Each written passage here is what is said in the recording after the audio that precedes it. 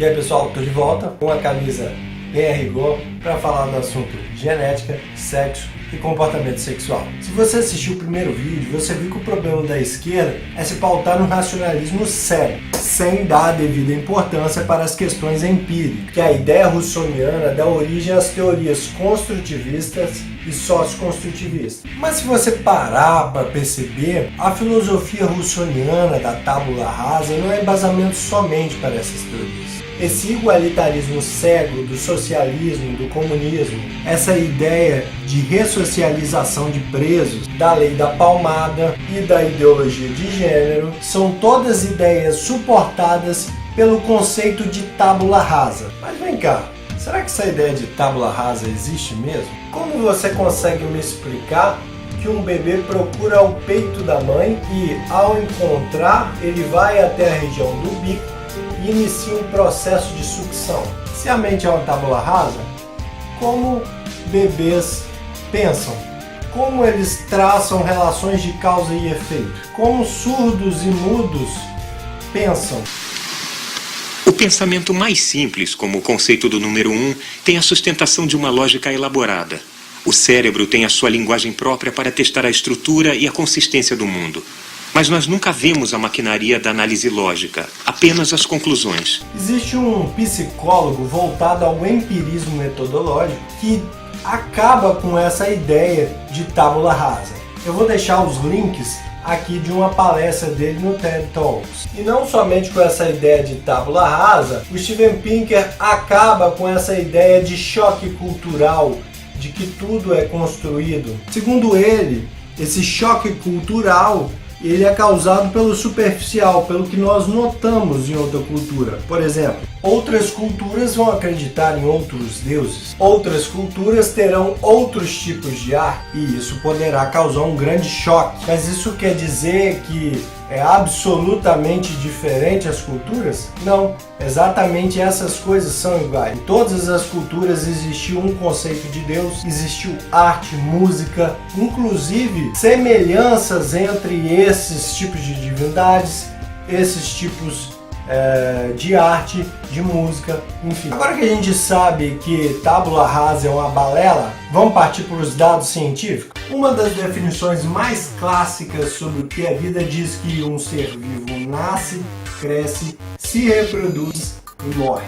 A reprodução tem um papel fundamental na natureza, que ela garante a sobrevivência da espécie ao longo de gerações. A evolução inventou basicamente duas formas de se reproduzir, a forma assexuada e a forma sexuada. A primeira forma de reprodução, a assexuada, não impunha muita variabilidade genética, o que acabava em pôr em risco a extinção da espécie, porque os indivíduos eram praticamente cópias de si mesmos. Alguns milhões de anos se passaram e foi inventada uma outra forma de reprodução que permitiu uma maior variabilidade genética e assim a probabilidade de sobrevivência aumenta. A reprodução sexuada pode ser de dois tipos, monóica ou dioica. Monóica é quando um indivíduo produz os dois gametas, o masculino e o feminino. Sim, senhores, houve uma época em que não havia gêneros masculino e feminino. E sim, o mundo era muito melhor, muito mais tranquilo nesta época. Só havia corais e alguns tipos de animais.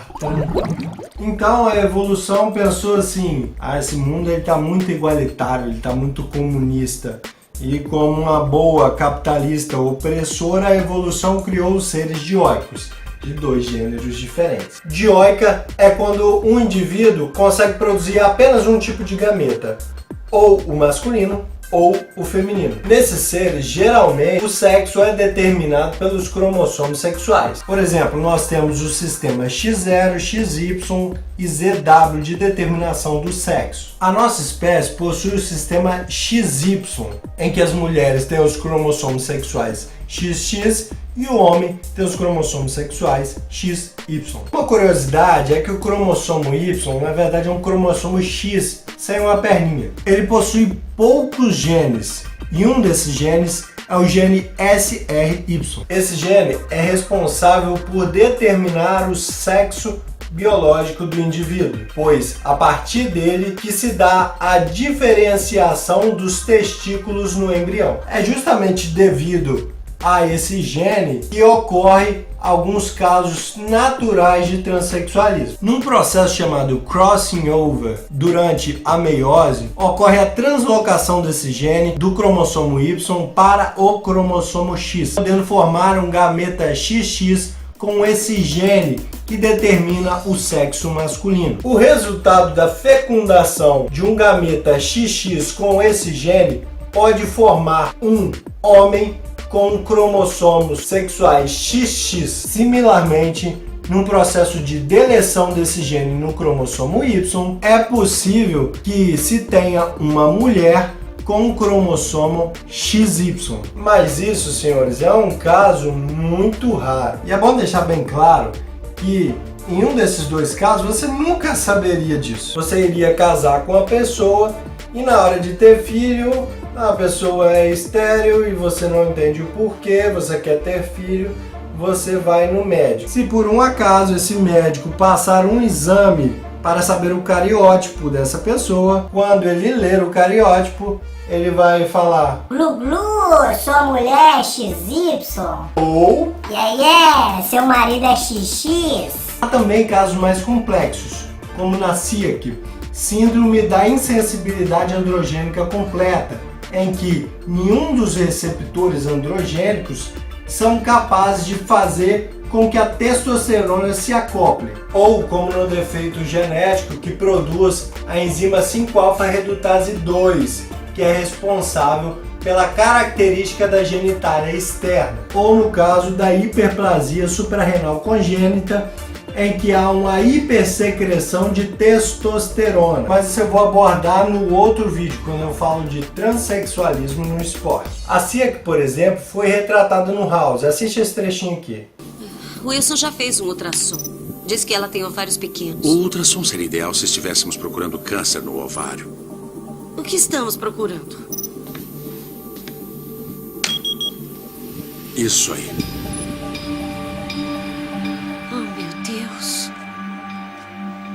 Parece um tumor, né? Mas isso aí é... É.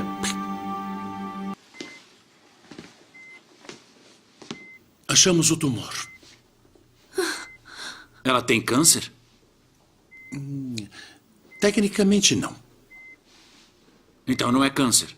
É câncer, mas ele tem câncer no testículo esquerdo. Eu não tenho testículo. Ela não é homem. O DNA dele diz que está errado. Você tem pseudo-hermafroditismo masculino. Sabe, todos começamos como garotas e aí diferenciamos com base nos genes. Os ovários viram testículos e caem. Mas em 1 a cada 150 mil nascimentos, o feto com o cromossomo XY, um menino, vira uma outra coisa. Como você. Os seus testículos não desceram porque você é imune à testosterona. E é puro estrogênio. Por isso tem características femininas evidenciadas. Pele clara, seios grandes. A mulher ideal é um homem. A natureza é cruel. Vou marcar uma cirurgia para ele. Não, tá errado. Eu sou mulher. Olha pra mim. Como pode dizer que eu não sou mulher? Olha, tá olhando pra mim. Eu sou linda. Raiva. É o câncer se manifestando. Veste sua roupa. Vamos extirpar suas bolas. Aí vai ficar bem. Como vocês puderam ver, a natureza é realmente uma ditadura cruel. Por mais que você acredite ser algo, inclusive manifestando fenotipicamente algumas características, como nos casos que eu citei anteriormente, você pode não ser. E aí que entra a minha crítica. A minha crítica não é ao seu comportamento. Você pode até exigir do papai Estado que ele te coloque dentro de uma competição esportiva porque você extirpou a sua gônada ou sua genitália, mas isso não quer dizer que você pode competir naquela categoria.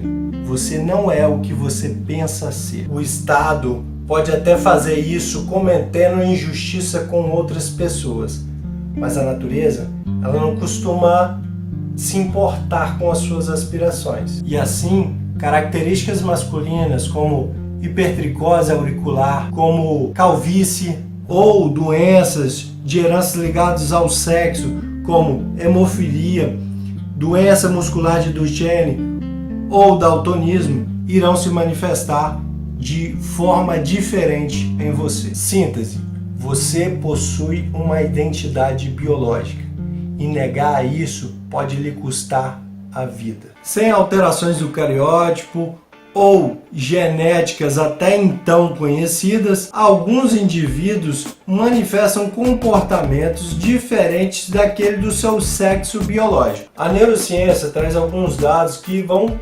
permitir que a gente comece a entender sobre esse assunto. Os cérebros masculino e feminino são diferentes estrutural e funcionalmente. Em 2005 foi feito um experimento com feromônios. Feromônios são hormônios capazes de manifestar o desejo sexual num indivíduo que seja do gênero oposto ao seu. E o resultado foi surpreendente. O feromônio AND, androstadienona, ele é capaz de excitar mulheres. No entanto, esse feromônio também foi capaz de excitar indivíduos transexuais. E o feromônio estratetraenol é capaz de excitar homens. No entanto, foi também capaz de excitar mulheres transexuais. O mais interessante é que os efeitos desses feromônios, eles são subconscientes. E isso foi aferido por um exame de PET scan, exame por emissão de pósitron. Esse exame, ele é capaz de detectar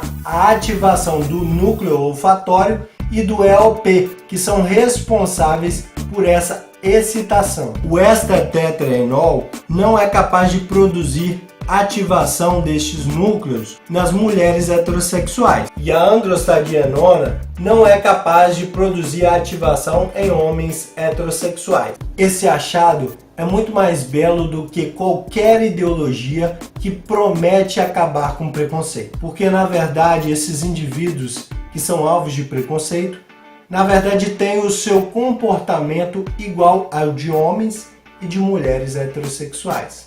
Ou seja, ainda que na diferença, somos todos iguais. Aí você pode me perguntar, mas Daniel, o que ocasiona isso? Por que esse dimorfismo entre os cérebros masculinos e femininos ocorre de forma inversa nos casos de transexuais? Não sabemos. Essa é a resposta mais inteligente que qualquer um pode dar. E essa é a resposta de Eric Kandel no seu livro Princípios de Neurociência. O que ainda não está claro é como esses dimorfismos surgem e como se relacionam com o comportamento. Eles podem surgir no início do desenvolvimento devido aos efeitos organizacionais dos hormônios ou mais tarde como resultado das experiências. As diferenças estruturais que ocorrem antes ou logo após o nascimento podem ser responsáveis pelas diferenças de comportamento, enquanto as diferenças estruturais que surgem mais tarde na vida podem ser resultado do dimorfismo comportamental. Como vocês podem ver, ele admite que existe um fator ambiental, um fator social no dimorfismo do cérebro. Mas qual seria este peso? Ele ainda diz no seu livro, não sabemos. O que nós sabemos é que existe um fator genético que é determinante, ele determina. E isso pode ser comprovado pelo caso da experiência de John Joan. Sixth, genetic boys brought up as girls. They're in a famous case, sometimes called the John Joan case. One member of a pair of identical twin boys lost his penis in a botched circumcision. Under advice from the gender psychologists of the time, the parents agreed to have the boy castrated, given female-specific hormones and brought up as a girl. This was hidden from him until he was 14. When I was an undergraduate, this case was taught to me as an instance of how gender roles are completely socially acquired. But it turned out that the facts had been suppressed, and when this boy was revisited, it turned out that right from the earliest ages, he exhibited male-specific patterns, aggression and rough-and-tumble play, exactly characteristic of boys, a greater interest in things than people.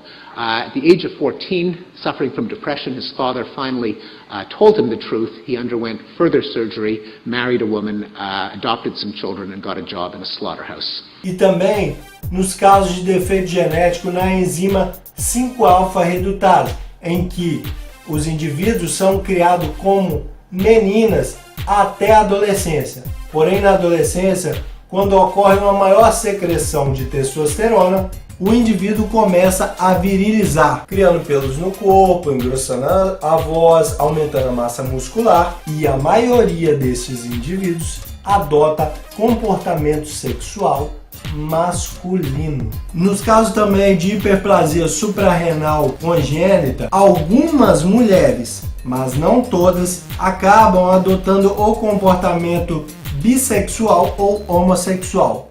Em todo caso, o que fica claro para mim é que as evidências apontam justamente o contrário do que a ideologia de gênero quer dizer, que você pode ser aquilo que você quiser. Não, justamente o contrário, você não pode ser aquilo que você não é, e isso te causará insatisfação, infelicidade, seja você homossexual ou heterossexual. Science replaces private prejudice with publicly verifiable evidence. I think that the sciences of human nature, behavioral genetics, evolutionary psychology, neuroscience, cognitive science, are going to increasingly, in the years to come, upset various dogmas, careers, and deeply held political belief systems. And that presents us with a choice. The choice is whether certain facts about humans or topics are to be considered taboos, forbidden knowledge, where we shouldn't go there because no good can come from it, or to explore them honestly. I have my own answer to that question, which comes from a great artist of the 19th century, Anton Chekhov, who said, "Man will become better when you show him what he is like."